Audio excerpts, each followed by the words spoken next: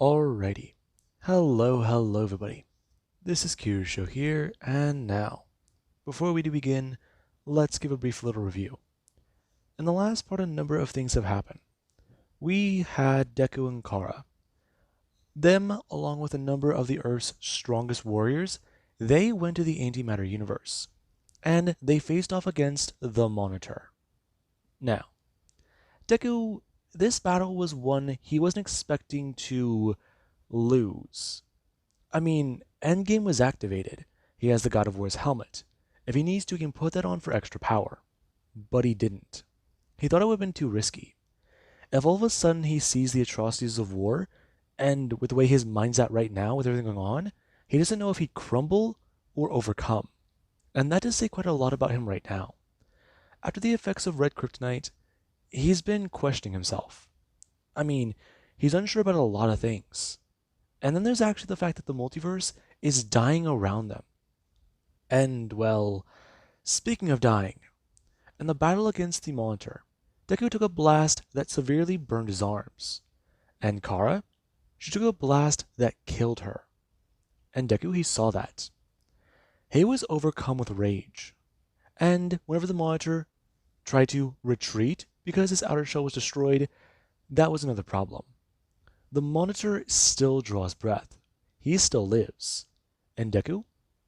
He had to bury his wife, give her a funeral. He had to look his daughter in the face and tell her he failed to save her mother. And that just makes Deku even more angry. And the Red Lantern power battery, the beast that lives within it, the Butcher, if I have it correct, it felt Deku's rage. It sensed his rage, no matter how far away the Earth was. And it responded. Right now it's flying towards Earth at high speeds. And Deku? He does just want to sit out in the Arctic. He's still there with Kara. And he doesn't know what to do. Him going to somewhat clutch onto her. He hasn't moved from the spot. If he gets up and walks inside the fortress, that makes this real. That gives him a bit of a flashback. What was it now? A decade ago? They put Kal-El in. They put Kal-El in. They... He's alive. But her... The Lasher Spit. Would it even work on a Kryptonian? It worked on John and Lois, but John... He doesn't know what it did to that boy. He's still scared. Will that boy turn out to be the next Joker? Joker. He's the one who started all of this. He's the reason why... No, he's not. The Monitor. That being where Deku, he does feel enraged. And he does think he needs to find the Monitor. The universes are bleeding together. And that means there's a path somewhere to him. He just needs to find it. Deku going to look up. And his eyes currently, they start to pour with the red power. And we do actually have back over at the Kent family farm. Voss, she heard about what happened from her father. And she was angry. She was scared. And she cried. She went back home. And she locked herself in her room. And we do actually have somebody who does come knocking on the door to the Kent family farm. And Harley Quinn does go to someone answer the door. Her going to turn and see Superman. Clark Kent. Okay, her closing the door and going to lock it before we're going to back up. And Clark, he does just going to do one simple thing. He goes to vibrate the frequency of air. Him doing so and walking directly through the wall. And Harley Quinn's a bit more shocked about that, since she didn't know Superman could do that. And Clark, he would try to tell her, stepping forwards. Right now, he's not here for Quinn. I thought you were in prison. I'm out. I know the president. Of course you do. Everyone in DC was murdered a little around a year ago. And, well, Black Lightning, he was the only one left alive. So by default, he became the president. They needed help in the crisis, and I'm helping protect my family and my very universe, Quinn. Right now, That's not what is important. What's important right now is I need to talk to my niece. Her mother just died. Harley a bit more surprised. Kara Zor-El is dead? Oh, that explains the waterworks. That being what Harley does think. She thought that she just had a bit of a teenage drama. A boy broke her heart, maybe, but shit. This being where Clark, he does get to walk upstairs. And he does want to talk to his niece. And with that, we do actually cut back over to Deku. Deku still just sits in the Arctic. And there is where the Butcher, it's approaching Earth. But somebody else is currently approaching Earth as well. And Deku, he does get to look up. And he does get to at least hear the rings say his name. Duvil Zod. Deku looking up and seeing the ring of rage. Before he does at least see the ring of willpower. And they go to express. Duvil Zod is capable of great rage. Tremendous amounts of it. Welcome to the Red Lantern Corps. And Deku is going to hear the Green One begin to speak. Duvil Zod has the ability to overcome great fear. Welcome to the Green Lantern Corps. Now, Deku, he does get at least feel the rings slip onto his hands. However, he doesn't care. He just sits there, holding Kara. And Deku, he goes to somewhat close his eyes. The rage will take his pain away. For a second. It will go away. But Deku does go to open them. And he still feels his heartbeat in his chest. No. Waller did it. Endgame's active. He doesn't have weaknesses anymore. That being what does go across his mind, as there is where the Red Lantern Beast comes flying down to the Arctic, and it does see Deku, as it does go to fly directly towards him, and a red light does start to emit from him. However, we do actually cut back over to Kansas, where Voss, she doesn't go to lay in her room, and she's still crying. She knows that she has to go see her dad. She knows she has to talk to him. I mean, she went to go save the world. And her and tons of other people. They'd be the next generation of superheroes. They're not the ones who should handle the oncoming threats like this. But her mom, she lost her life. And she feels bad. This feels just like Bizarro Kara all over again. I mean, she was an aunt, technically. That's all confusing though, but this is worse. Her mom, a fall's gonna grow up without her. And there actually is where Clark is gonna knock on the door. Voss gonna turn and gonna use X-ray vision. Her seeing Superman. Her a bit more surprised. Her gonna stand up and walk over. Going to open the door. Asking him if he's not supposed to be in jail. Hello, Voss? Hi, Uncle Clark. That is odd to hear. I'm sorry about your mother. Don't talk about her. I'm sorry. I know what your father's going through. Can she be brought back? With the Lazarus pit. He did it for you, with Lois. John's alive, my little cousin, and her. Do you think that it's possible? I don't know. One thing's for certain, though. The Lazarus pit is unstable, weird. But if we find the one that your father used, this being where Clark, he is going to hear it. Him looking out the window and seeing the shine of the setting sun. He sees the red glow in the air. But there's a problem. He hears that sound. The entire world shakes hearing it. And Deku, he screamed out with fury.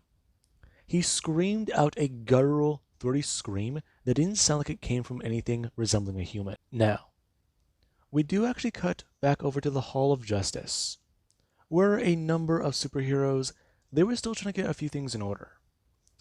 The Antimatter, he's absorbed the antimatter universe.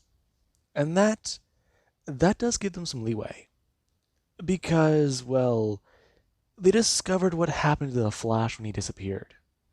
And that discovery came at a cost. The Flash is dead. Barry Allen died.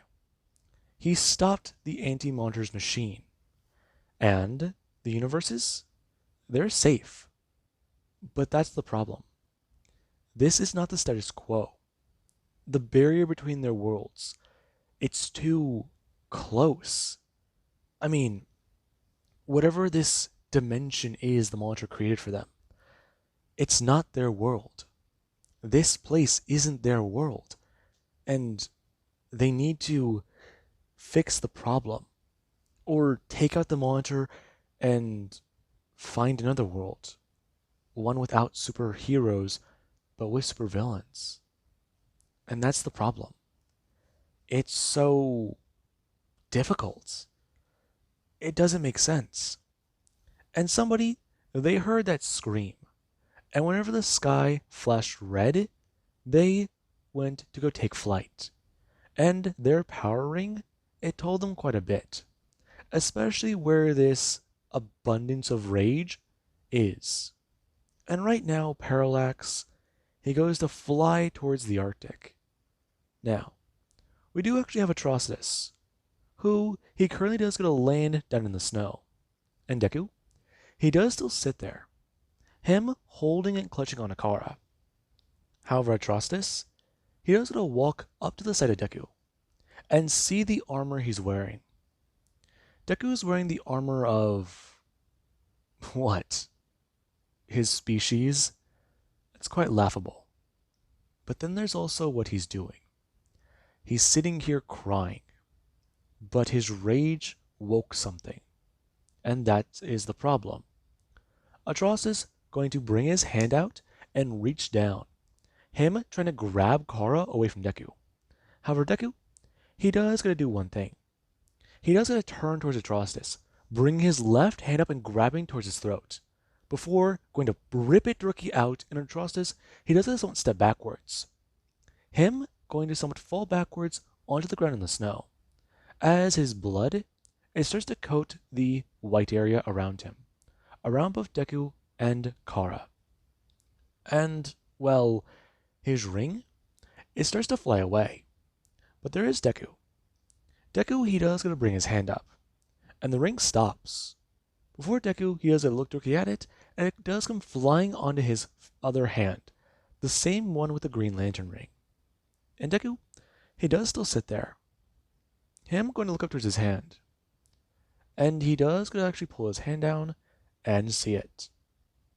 He sits here wearing all the equipment. With Endgame active, not even Kryptonite will affect him. And that tells him quite a bit. He needs to go talk to her. No. Waller, she's dead. Hope that card came in handy. He needs to summon that demon. Talk to Waller. Maybe she is in heaven. Is that what that card does? Or just give her an extra life? It would be like her to fuck over a demon. Bitter till the end. Weren't you, Mom? That'd be what's on Deku's mind. And there is where Deku is going to look up and see Hal Jordan. And Hal does come landing down, trying to ask exactly if he happens to be this universe's Parallax. And Deku, he does get to turn towards the Green Lantern. And the man is going to freeze. Eyes pouring with red rage. And eyes that glow. That is not good. And currently Parallax, he does stand there, bringing his hands up to try and tell Deku, easy, easy. He's not here to fight. And Deku, he does going to carefully lay down Kara, before he does going to tell her, he's not going to be long. He'll make this quick. Him going to actually turn and stand around. Him going to stare at Parallax. As Parallax, or Hal Jordan, he stares at Deku. Him just thinking, this is a Kryptonian, and he knows where he's at, the power he feels. So, him. You want him dead, don't you? I do. So what are you gonna do? What's the plan? Deku gonna look down at his hands, and he sees it. He sees 3 rings. He needs more power. He needs something. And Hal Jordan, he does try to tell Deku, if he does want help, he can give it to him. They can take down the monitor together. In fact, he can make this quite easy for Deku. Go to Oa and demand the Lantern Corps hand over as much power as they can. Step into that battery and walk out like he did. Or what happened to him. Because his ring alerted him that the Red Lanterns, their battery was destroyed. And Deku is going to stare up towards Hal Jordan, asking if he's the counterpart to their own Hal. To which Parallax, he does get a nod. And Deku, he does stare back at him. Before he does get a turn back towards Kara. Him walking over and going to bend back down. Him going to carefully grab onto her and pick her back up. Before he does actually bring his hand out and grab the hair out of her face. Before Deku does hear somebody else land behind him. He knows who they are. But why are they here? What do you want, Kara? I'm here to talk. Talk. I can't look at you. It hurts to look at you. Duvel, please, don't. Deku turning back, and Kara, she can see it through the helmet. Deku has tears in his eyes. He's full of rage, but he's talking so calmly. Oh no. Kara realizing it. If she says the wrong thing here, Deku might go ballistic. And with that dead alien there, Jesus. Deku just staring at Kara. And he does get to turn back away from her. Before he does go look back down towards his version of her. Thinking, the last thing he ever did with her was get into a goddamn fight before she died. It feels just like Cass. Is that what his world's gonna be? Funeral after funeral after funeral after funeral. That's what it's been. There's Wally, but he's alive now apparently. There's Gar. There was Jesse Quick. There was Lois Lane, Jonathan Kent. There was Oliver Queen, and so many other people. Too many of them have died. And it just makes him mad. Deku turning back to see Kara before telling her, don't try to stop him.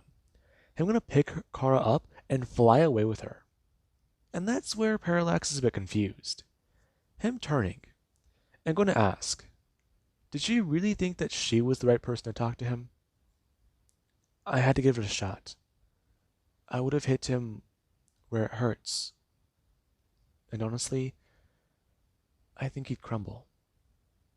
You really think that that's a good idea? I don't, but it's something that Superman would do. That being where Kara, she's gonna actually go to wait. Duvel will come to her when he wants to talk. But there is another issue. There's, well, what's going on in this world? And somebody, they need to talk to Duvel. They looked into a few things. They looked into the other dimensions. They looked into trying to find a way to give him more power. And they may have found something. But that's the issue. Should they hand it over? This is dangerous magic. And if Raven doesn't do this right, it could either turn Deku into Trigon, or turn him into something worse than Trigon. Because he would take on a part of her father's magical essence. And that enough probably would give Deku enough power. But what else could it do to him? I mean, her father has used his power before to possess people, infect them with his magic. But this is different. Influence free. Even she can take that power if she wanted to. And she has a portion of it. But absorbing more, doing more. Duville, he asked her for this power. And right now, he needs to get revenge. She's mad about Kara's death too. Kara and her were friends, as weird as it was. She got along more with Cass and Star, but that's another story. That being what Raven does think.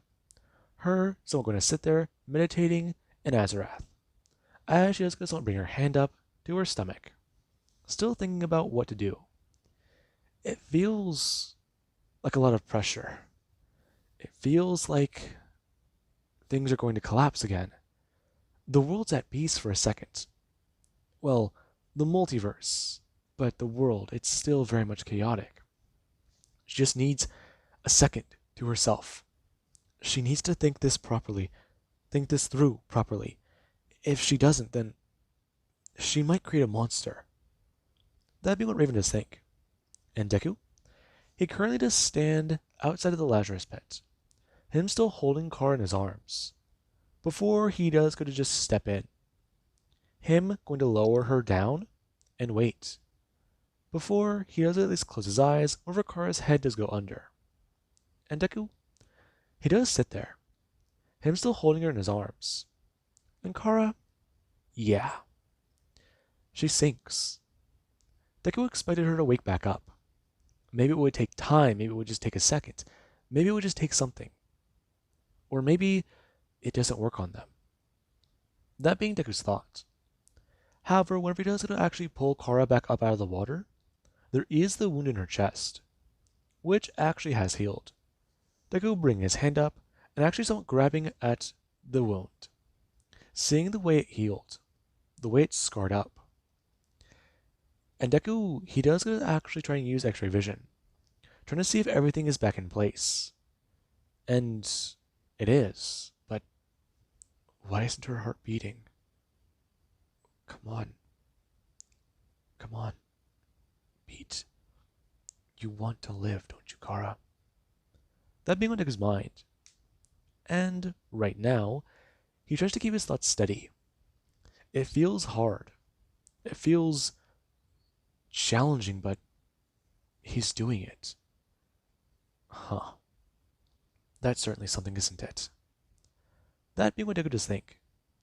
And we do actually have where somebody, they currently do go to land directly in front of the Lazarus pit. Deku's still holding on to Kara, as he does go to turn his head and see the legs of somebody he recognizes. And they do try to tell him about what they want him to do.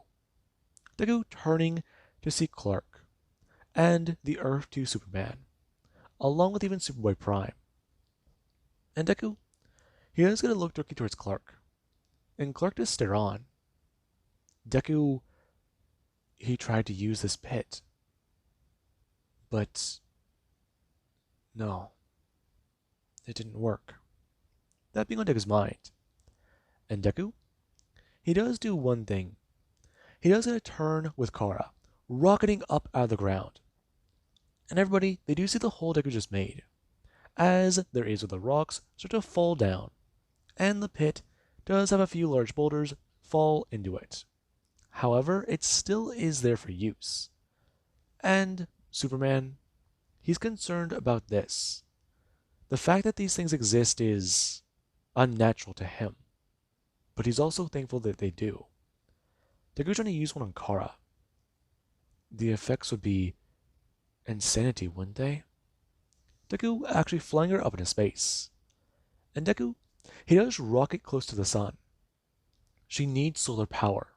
The antimatter universe, it weakened her, but she needs to be stronger. She needs to be stronger. That being on Deku's mind. And Deku, he does fly close to the sun, before he does start to feel it empower him. he feels it start to do a lot. And then he does get to hear it. It's very weak. It's very faint. But he hears it. Her heart. He heard it move. And Deku? He actually is someone going to cry tears of joy. Him flinging her closer and closer to the sun. And Kara?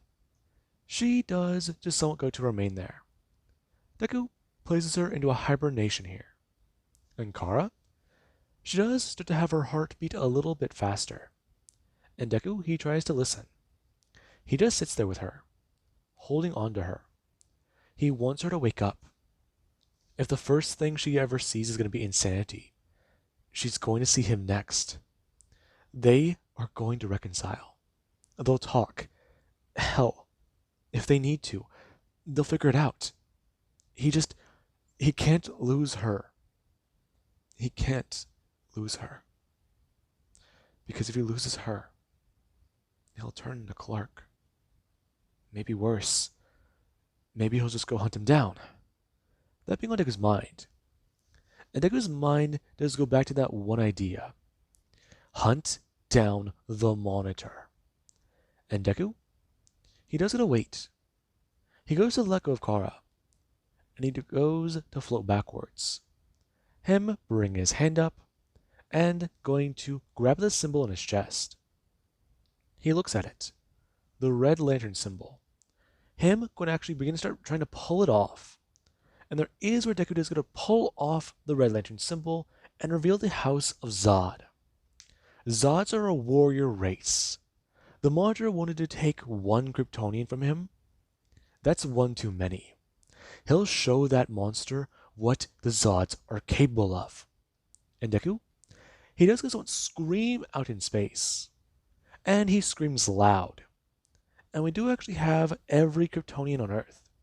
They hear Deku scream, them falling to their knees and clutching their ears. And there is actually Clark. He heard Deku scream out in the depths of space. And Deku, he went rocketing back towards Earth. Alexander Luthor is his key. Alexander Luthor will lead him to the Monitor. And Deku, he does get to land back at the Hall of Justice. Before a lot of people, they're going to see him.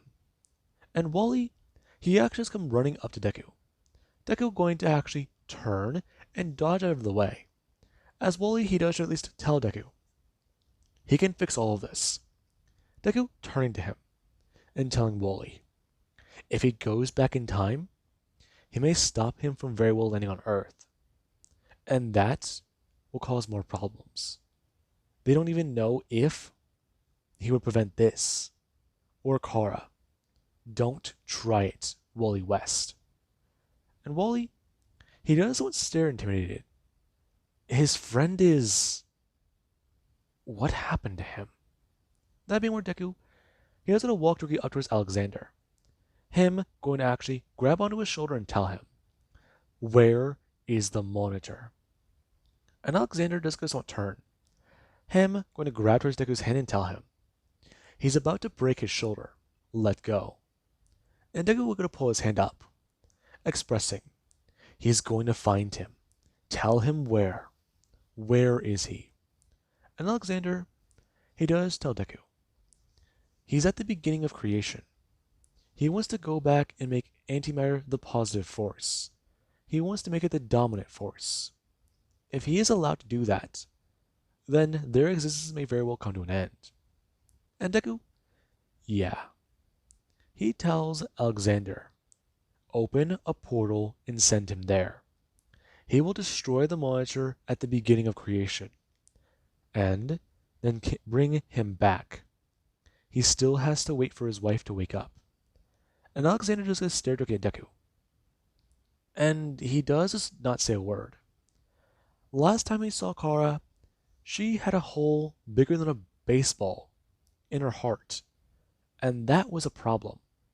And Deku, yeah, this man might rip him apart, limb from limb, and beat him to death, with said limbs. Or worse. So he does or at least inform the Earth's heroes about what's going on.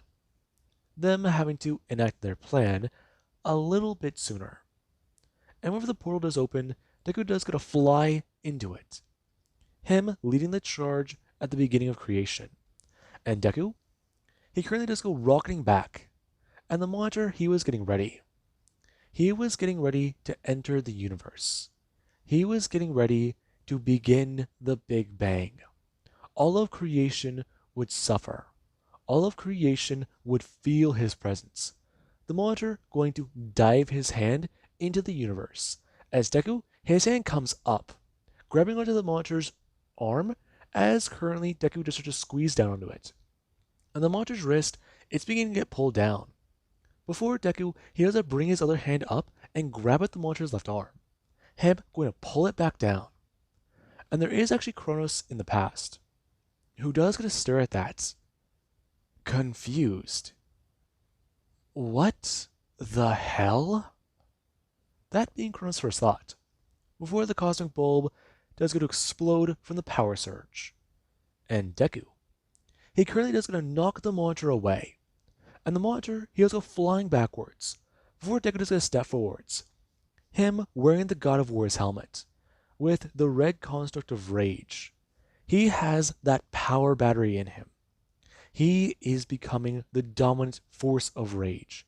And Deku, he has no more weaknesses, except for one, antimatter. And Deku, he goes rushing towards the monitor, screaming at him, his teeth becoming sharpened. And the monitor, he does going to try and blast back towards Deku. But Deku is going to bring both his hands up and blast out with rage. Him screaming at the monitor, rushing forwards and knocking him across the face. The monitor being sent flying. And Deku is going to watch him. He flies through creation. Him smashing backwards and landing on something. Him going to get back up as he does going to actually bring his hands up, expressing, "He is Duville Zod. He's finally become it, hasn't he? He's finally made his presence known. He shook the stage." And Deku does stare at the monitor confused. And the monitor does try to tell him, what he just did has shook all of creation. And what he's done is ruin his plans. And Deku, he goes to smile, before rushing forwards and encountering the monitor. Him yelling at him, it doesn't matter where he goes. Him smashing the monitor across the face. And the monitor does a smash Deku across his face as Deku is going to bring his left hand up, smashing him. He will find him. The monitor being blasted backwards. And Deku does go blasting forwards. Him putting both of his fists directly into it with everything he's got. And the monitor, he does take this colossal blow. It hitting him with a force bigger than creation. And Deku sends the monitor flying backwards. And the monitor does go to fly into a red star. And Deku, he does stare at that red star. Him thinking. He wonders. Him blasting forwards. And the Earth's heroes, they watch it. You had Starfire, Raven, Diana, Superman, and the other counterparts to these superheroes. They came to the beginning of creation. Their combined might was something. But this, Duville is single-handedly taking on the monitor. His rage, he's focused. And Deku, he does at least continue throwing the monitor around. Him blasting away as the monitor just going to blast both of his hands at full power to at Deku. Deku going to bring both of his hands up and block the blow with his hands. Him going to just push it back and blast out rage from his rings.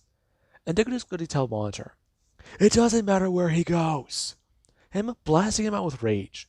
And the Monitor does get struck with his powerful blow. Him trying to keep blasting it backwards with the power of the antimatter. He has consumed universes. What is going on? He will not be bested by a mere Kryptonian. Him blasting back with more and more power, tapping into the power of those universes. He's tapping into reserves he thought he could save. He's tapping into reserves he wanted to save. If this goes on for too long, he will not be able to do anything. Creation, it will happen. The antimatter universe, it will be created. Kronos' trip back in time. This was a closed loop. That being the last thing the Monitor does think. As Deku does go flying forwards, him grabbing the Monitor as the Monitor does going to bring his hands up, blasting at Deku as he does gonna knock off his helmet. And Deku, he does gonna look up, seeing the helmet go to fly away.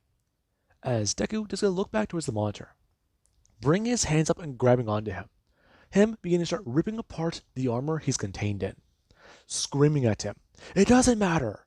Pulling off a piece. He'll chase him to the end of the multiverse, to the beginning of creation. He pissed him off! And Deku is gonna blast his heat vision at the monitor. Before the monitor, yeah, he feels the wrath of an angry Kryptonian.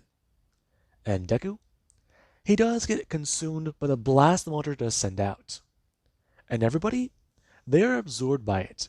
They feel the effects. And some people, they try to turn and run. Others brought their hands to defend. But everybody, they were engulfed by the blast. And the monitor, he was finally defeated? The Earth's heroes were safe? No one knows what happened. Because the last thing Deku saw was everything fade to black. Now, with that being said, I do hope you guys enjoyed. And have an amazing day. I'll catch you guys in the next part.